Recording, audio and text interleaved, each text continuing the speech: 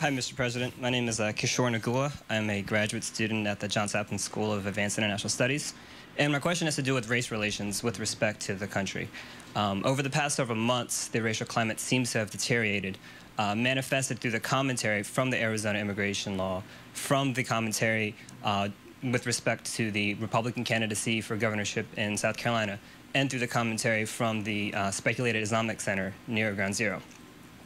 This seems to run in utter contrast to the idealism that the country was endowed with after your election. So my question to you is, what's happened?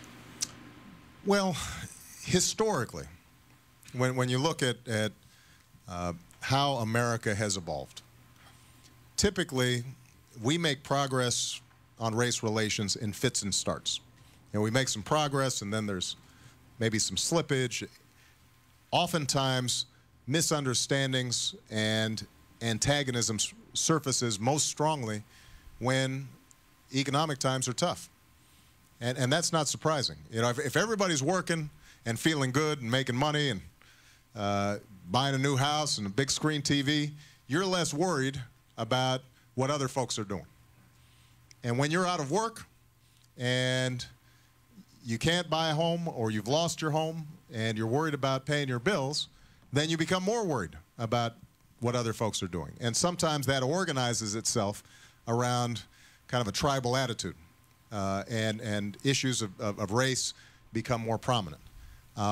Having said that, I think we've got to keep things in perspective. You look at this audience. I mean, this audience just didn't exist 20 years ago.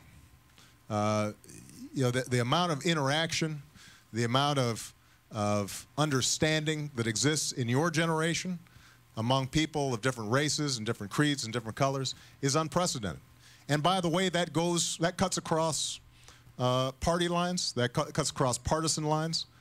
The fact of the matter is that in your generation, everybody is constantly bombarded with all kinds of different input from different cultures, and that's a strength. That's a positive thing. That's why I remain confident about America's ability to compete in the world, precisely because we've got a little bit of everybody in this country. But what is important is that we make sure to work together, that we understand our strength comes from unity and not division. And that's going to be something that I think your generation is going to be especially important because if all of you lead, then your parents and your grandparents tend to follow.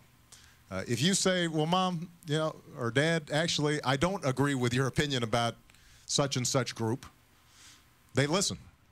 You know, I will be 50 next year, and I will tell you, as you get older, you know, your mind gets a little more set.